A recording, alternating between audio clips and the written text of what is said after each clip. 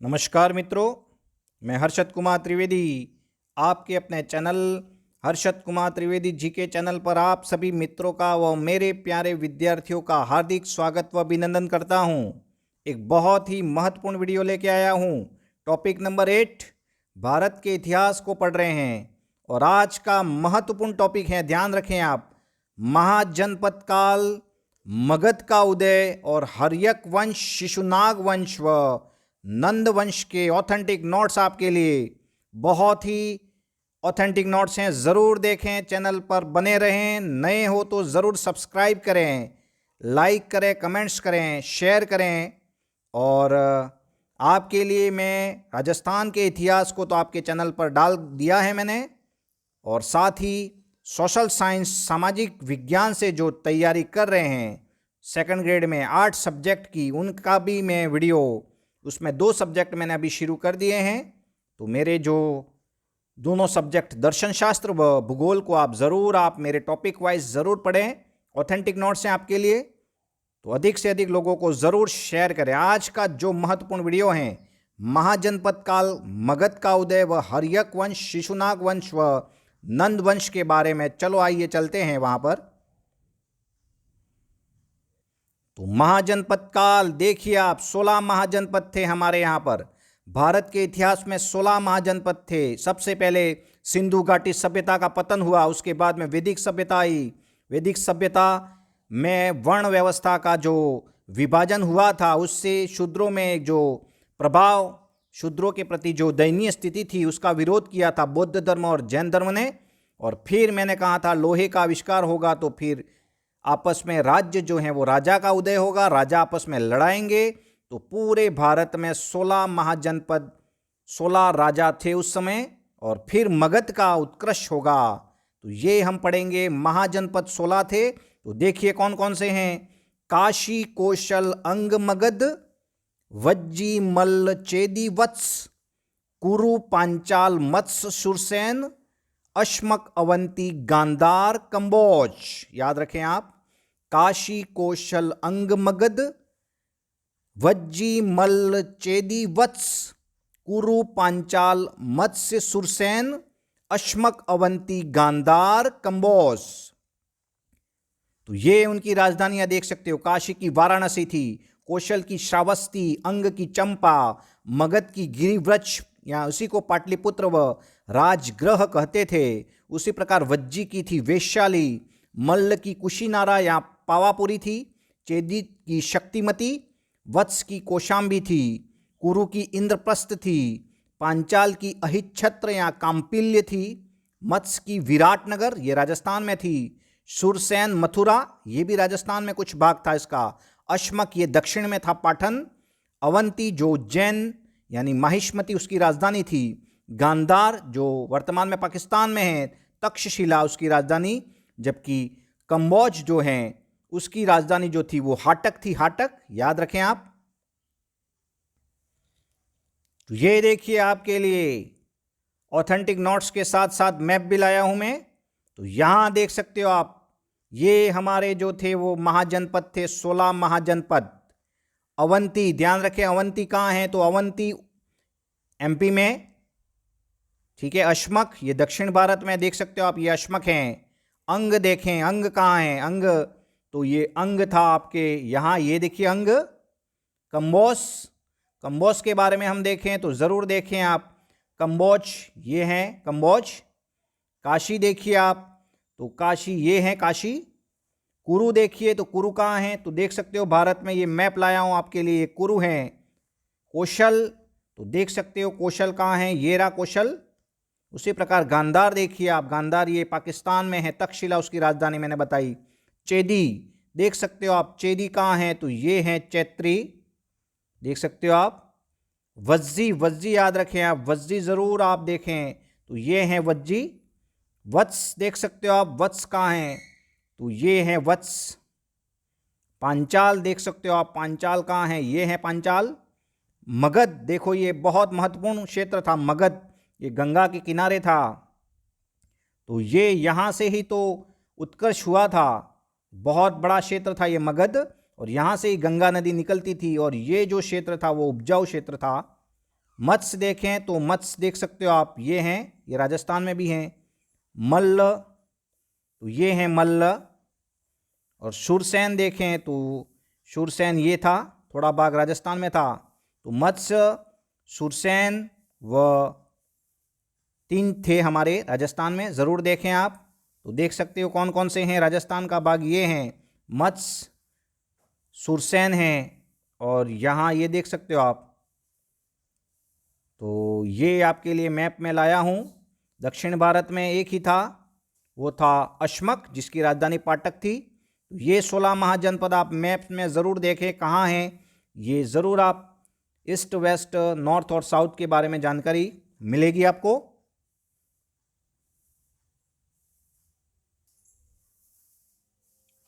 बुद्ध के समय, यहाँ देखिए अब मुख्य बातें, मैंने आपको राजधानी अभी बता दी हैं, ज़रूर देख लें आप। बुद्ध के समय 10 गणतंत्र राज्य थे, बुद्ध यानी गौतम बुद्ध, जिसमें 8 वज्जी संघ के तथा 2 मल्ल के अंतर्गत आते थे। बहुत ही महत्वपूर्ण बात है। गौतम बुद्ध के समय में ध्यान रखें कितने गणतंत्र थे, 16 में से, तो ध्यान रखें 10 गणतंत्र थे, जिसमें से 8 तो वज्जी संघ के थे और 2 मल्ल के अंतर्गत आते थे। ध्यान रखें बुद्ध काल का बड़ा व शक्तिशाली जो था वो वैशाली का लिच्छवी गणराज्य था। वैशाली राज्य जो था वो सबसे बड़ा था, लिच्छवी गणराज्य था बुद्ध काल का सबसे शक्तिशाली महाजनपद। अब और देखें, बार बार क्वेश्चन बन रहे हैं, यही अंगुत्तर निकाय जो बौद्ध ग्रंथ हैं जिसमें 16 महाजनपदों का उल्लेख मिलता है हमें, और उसमें से राजतंत्र 14 थे। ध्यान रखना, राजतंत्र 14 थे और 2 गणतंत्र थे। तो अंगुत्तर निकाय के अनुसार राजतंत्र महाजनपद कितने थे, क्वेश्चन बने तो 14, और गणतंत्र कितने थे, 2। और कौन कौन से जरूर याद रखें, तो कौन कौन से हैं, एक तो हैं वज्जी और एक हैं मल्ल। वज्जी की राजधानी वैशाली व मल्ल की राजधानी है कुशीनारा या पावापुरी। दक्षिण भारत में एक ही महाजनपद था, अश्मक यानी पोटक, उसकी राजधानी पोटन थी। गांधार जो वर्तमान में पाकिस्तान के पेशावर तथा रावलपिंडी में स्थित हैं, और गांधार की जो राजधानी है वो है तक्षशिला। कंबोज दक्षिणी पश्चिमी कश्मीर तथा कजाकिस्तान के भाग को मिलाकर प्राचीन काल में कंबोज महाजनपद बना है, और राजधानी उसकी रायपुर या हाटक है। ज़रूर याद रखें कंबोज। तो ये चैनल हैं, ज़रूर देखें। 16 महाजनपदों के बारे में मैंने पूरी आपको जानकारी दी है, 16 महाजनपद। और ये आपस में जब लड़ाएंगे तो फिर वापस मगध राज्य का उत्कर्ष होगा। मैंने कहा था मगध राज्य जो है वो समृद्ध राज्य हैं, तो वही सबको हराएगा, और वो 15 राज्य फिर मगध राज्य में मिलेंगे, 15 महाजनपद, और एक महाजनपद रहेगा, और मगध का राजा वो है वो सर्वश्रेष्ठ राजा सिद्ध होगा। तो आगे देखें हम मगध का उत्कर्ष। मगध राज्य का उत्कृष्ट हम देखें तो बुद्धकालीन राजतंत्रों में मगध सर्वाधिक शक्तिशाली सिद्ध हुआ। वास्तविक संस्थापक याद रखें बिंबिसार हैं, वास्तविक संस्थापक बिंबिसार। वह महात्मा बुद्ध के मित्र थे, वह संरक्षक थे। ध्यान रखें बिंबिसार एक महान विजेता था। उसने अपने पड़ोसी राज्य अंग पर आक्रमण कर उसे जीता और अपने साम्राज्य में मिलाया है। बहुत महत्वपूर्ण बात, बिंबिसार ने किसको जीता है, अंग को।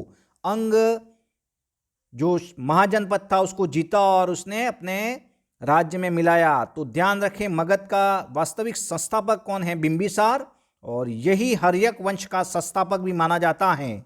हर्यक वंश 544 ईसा पूर्व से 412 ईसा पूर्व तक हमारे भारत में रहेगा। हर्यक वंश का संस्थापक कौन है, बिंबिसार, जिन्होंने अंग जीता। पुत्र हैं उनका अजात शत्रु, याद रखें अजात शत्रु। राजधानी उन्होंने बनाई है गिरिव्रज, राजगृह, याद रखें। और इन्हीं को अजात शत्रु को कुणिक के नाम से भी जानते हैं, कुणिक। काशी व वज्जी जीता है इन्होंने। काशी व वज्जी किसने जीता है, तो अजात शत्रु ने। ध्यान रखें अजात शत्रु ने अपनी राजधानी गिरिव्रज बनाई, राजगृह जिसे कहते हैं। काशी व वज्जी जीता है, जबकि अंग किसने जीता है? तो वो हैं बिंबिसार ने। कुणिक के नाम से भी जाना जाता है अजातशत्रु। बिंबिसार ने अपने राजवेद, याद रखें जीवक था, बिंबिसार का एक राजवेद था, जीवक चिकित्सक था, को उन्होंने अवंती का राजा उस समय था चंद्रप्रगौट के राज्य में चिकित्सक के लिए भेजा था। बहुत महत्वपूर्ण बात, बार बार क्वेश्चन बने हैं। तो बिंबिसार ने अपने राजवेद था जीवक को अवंती नरेश चंद्रप्रगौट के राज्य में चिकित्सा के लिए भेजा था। बिंबिसार की प्रथम पत्नी थी, याद रखें, बिंबिसार की प्रथम पत्नी का नाम था कौशल देवी और कौशल राज्य से संबंधित थी वह। प्रसेनजीत बहुत महत्वपूर्ण शासक था कौशल का, की बहन थी वह, तथा दूसरी उनकी पत्नी थी वो थी लिच्छवी राजकुमारी थी चेल्लन्ना, याद रखें चेल्लन्ना व कौशल देवी बिंबिसार की पत्नियां हैं, ध्यान रखें आप। आगे देखिए अजातशत्रु के बारे में कुछ बातें। अजातशत्रु ने शासन के 8वें वर्ष बुद्ध निर्वाण हुआ है, यानी बुद्ध का निर्वाण, बुद्ध महात्मा गौतम बुद्ध की मृत्यु हुई है कब? तो अजातशत्रु के शासन के 8वें वर्ष, ध्यान रखें। तो क्वेश्चन पूछा जाता है महात्मा बुद्ध की जब निर्वाण हुआ उस समय मगध का राजा कौन था? याद रखें आप, अजातशत्रु का नाम जरूर याद रखें। इसी के समय में प्रथम बौद्ध संगीति हुई है, बौद्ध सम्मेलन प्रथम हुआ है, ध्यान रखें। मैंने कहा है आपको, कहाँ हुआ है? तो राजगढ़ राजधानी बनाई थी उन्होंने ही, तो 483 बीसी में उनका निर्माण हुआ है, प्रथम बौद्ध संगति हुई है। और इसी में सुप्त पिटक व विनय पिटक की स्थापना हुई है अजातशत्रु के समय, ये महत्वपूर्ण बात।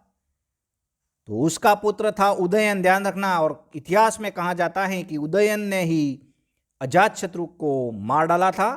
तो बौद्ध ग्रंथों में उदयन को पितृहंता कहा जाता है, ध्यान रखें, पितृहंता उदयन। और 461 ईसा पूर्व से 445 ईसा पूर्व तक वो रहेगा, शासक करेगा। और ये जैन धर्म को मानते थे, जैन मतानुयायी थे।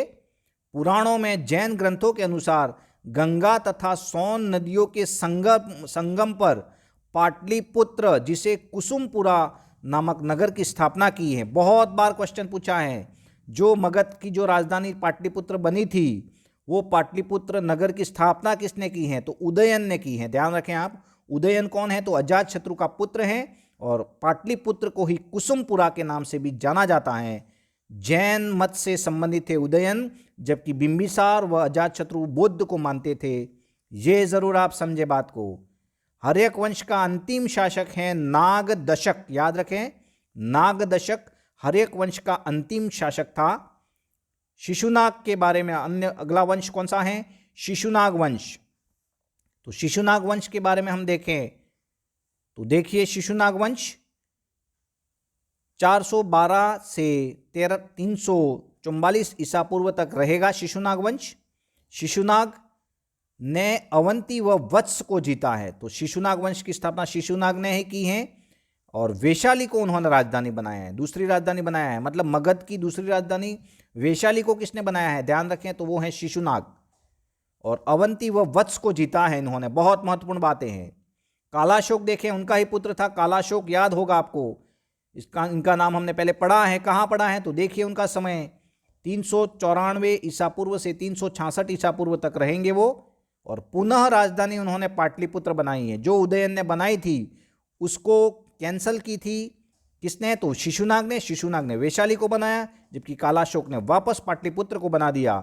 और इन्हीं के समय में महत्वपूर्ण बात, द्वितीय बौद्ध संगति का आयोजन हुआ है 383 ईसा पूर्व, 483 ईसा पूर्व। तो पहली बौद्ध संगति का आयोजन हुआ था अजातशत्रु के समय में, हर्यक वंश का शासक था। जबकि 100 साल बाद 383 ईसा पूर्व में कालाशोक के समय में द्वितीय बौद्ध संगति का आयोजन हुआ है।